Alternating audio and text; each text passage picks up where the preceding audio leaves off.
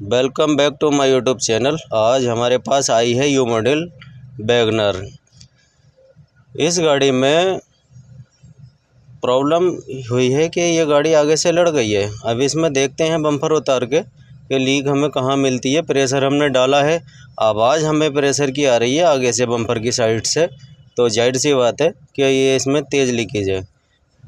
Bumper हमने उतार लिया है और आप देख रहे हैं कि इसका कंडेंसर काफ़ी चौक भी है, बहुत ज़्यादा चौक भी है। इसकी कूलिंग में प्रॉब्लम चल रही थी और आप देख सकते हैं ये कंडेंसर में चोट लगी हुई है, जहां नाली एक डैमेज है। यहीं से हमने लीकेज को देखा है। अब कंडेंसर हमने निकाला और आप देख सकते हैं, अगर हम कंडेंसर रेडिएटर को भी देख रहे हैं तो इसमें भी बहुत ज़्यादा मिट्टी है। इस कंडीशन में अक्सर जाम में या दोपहर में गाड़ी कूलिंग छोड़ जाती है, क्योंकि फ़ैन एक ही होता है और उसी एक फ़ैन को कंडेंसर और रेडिएटर दोनों को ठंडा करना होता है। अगर रेडिएटर में इतनी मिट्टी होगी तो कंडेंसर कभी भी ठंडा नहीं होगा और इस कंडीशन में अक्सर कंप्रेसर लोड मानकर ख़राब भी हो जाते हैं।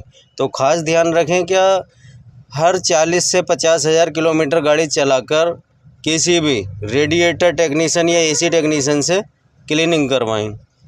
तो अब हम इसका पहले ये वेल्डिंग कर रहे हैं, कंडेंसर का एक नाली रिपेयर कर रहे हैं। ये नाली जड़ में से कटी हुई है, इसलिए थोड़ा यहाँ वेल्डिंग में हल्की प्रॉब्लम होती है, मगर फिर भी वेल्डिंग हमारा सक्सेसफुल हो चुका है, आप देख रहे हैं।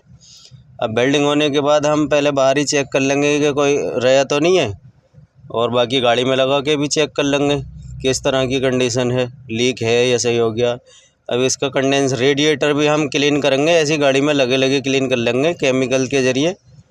और केमिकल डाल के इसी तरह पानी मारते हैं प्रेशर से, तो सारी मिट्टी बिल्कुल क्लीन हो जाती है, निकल जाती है। और हमने कंडेंसर भी, आप देख रहे हैं, कंडेंसर भी हमारा बिल्कुल क्लीन हो चुका है। बाकी इसकी फिटिंग करने के बाद हम देखो गैस डालेंगे और आपको दिखाएंगे कि इस तरह की कंडीशन है कूलिंग की, क्योंकि कूलिंग में प्रॉब्लम चल रही थी गाड़ी की। अभी 12 डिग्री सेल्सियस तापमान आया है। ये तापमान गाड़ी के अंदर का लगभग 6 या 7 होना चाहिए। अब सेक्शन पाइप को हम देख रहे हैं तो काफ़ी चिल्ड नज़र आ रहा, आप भी देख रहे होंगे, मॉइस्चराइज हो रहा पाइप, और छू के देख रहे हैं तो बिल्कुल बर्फ़ की तरह ठंडा हो रहा, मगर अंदर कूलिंग प्रॉपर हो नहीं पा रही है। उसका रीज़न देखते हैं क्या क्या निकलता है।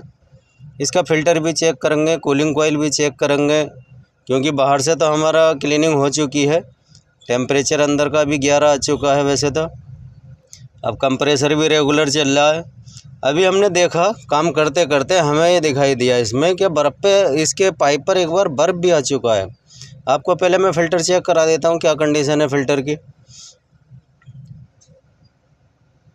फ़िल्टर देखते हैं, ये डिग्गी जो साइड में डिग्गी होती है सामान रखने की, इसकी ये डिग्गी हटानी होती है। इसकी हटाने के बाद ब्लोवर के ऊपर एक कैप होता है, उसको हटाएंगे और उसके अंदर से फ़िल्टर हमारा बाहर आ जाएगा। ये हमने ब्लोवर का कैप हटाया और इसके अंदर आप देख रहे हैं वाइट वाइट अंदर फ़िल्टर है। फ़ैन इसका बंद कर लेते हैं, अगर फ़िल्टर के ऊपर कुछ मोटा डस्ट पार्टिकल या कोई कूड़ा चूहे रख देते हैं, अगर वो होता है तो अंदर फ़ैन में गिरने के चांस रहते हैं। और आप देख रहे हैं चूहों ने फ़िल्टर तो बिल्कुल ही ख़राब कर दिया है। फ़िल्टर बिल्कुल ख़राब है, ये फ़िल्टर किसी हाल में भी चलेगा नहीं। अब ये फ़िल्टर ज़्यादा चौक होने की वजह से हवा रुक जाती है, चलता नहीं है, तो इसलिए कूलिंग कोयल पर बर्फ़ भी जम जाता है। फ़ैन हमने अब दूसरे पॉइंट पे कर दिया है, फ़िल्टर हमने निकाल के बाहर रख दिया और ये नीचे इनडोर पे हमने कर रखा है, क्योंकि ये जो नीचे वाला आप बटन देख रहे हैं, इनडोर एक्चुएटर होता है ये। इसे अगर हम आउटडोर रखेंगे तो बाहर की गर्म हवा आती है, जिससे कूलिंग में मज़ा नहीं आता, और इसलिए हमें इनडोर रखना होता है। इन पे क्या है कि यू टर्न लेती रहती है एयर, आप देखते हैं। बाकी अंदर की हमने सेटिंग कर दी है, गैस भी हमने फिल कर दिया है। गैस का प्रेशर हमारा ठीक आ रहा है, करीब लो प्रेशर हमारा 3 और हाई प्रेशर 150 तक आ रहा है।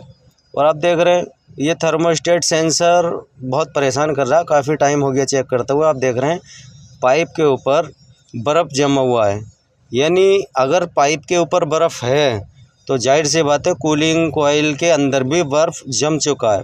अगर कूलिंग कोयल में बर्फ़ जम जाता है तो अंदर हवा नहीं आती प्रॉपर जो आनी चाहिए, क्योंकि कूलिंग कोयल के अंदर से जब हवा पास होती है तभी ठंडी बनती है।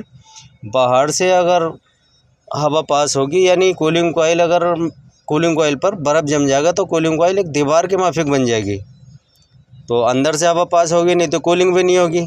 अब प्रॉब्लम हमें ये मिली है काफ़ी ज़्यादा चेक करने के बाद कि इसका जो फिन सेंसर होता है, cooling coil evaporator sensor, evaporator एक सेंसर होता है जो क्या को ठंडा होने के बाद जितना टेम्परेचर कंपनी ने ईसीएम में सेट किया है इतने टेम्परेचर पर ऑटोमेटिक कंप्रेसर को कट दिलाता रहता है और ये बर्फ़ आने से रोका रहता है। अब ये बर्फ़ आ जाता है, फुल फैन चला देते हैं तो बर्फ़ पिघल जाता है। तो अब ये सेंसर की हमें प्रॉब्लम नज़र आ रही है। ये सेंसर या तो हम ओरिजिनल डालेंगे कंपनी से मंगा कर, या फिर अगर पार्टी बोले तो हम बाहर से एक मैनुअल थर्मोस्टेट सेंसर आता है वॉल्यूम टाइप में, हम उसे भी लगा सकते हैं। और ये जो बर्फ़ जमने की समस्या है इससे हम बिल्कुल समझ लो छुटकारा पा लेंगे। यानी कूलिंग भी जहाँ हमारी मर्ज़ी होगी जितनी चाहे हम कूलिंग कर सकते हैं, बस हमें बर्फ़ जमने से रोकना है। अब गैस तो हमारा पूरा हो गया है, इसलिए गैस का तो कोई काम है नहीं, चार्जिंग मीटर को हटा रहे थे। बाकी अब ये थर्मोस्टेट सेंसर हमें चेंज करना ही पड़ेगा। अब फ़िलहाल पार्टी बोल रही है कि थर्मोस्टेट सेंसर आप चेंज मत करो, बर्फ़ जम रहा, मैं एसी का बटन अपने हाथ से रोक रोक के चलाता रहूँगा और बाद में मैं डलवा लूँगा।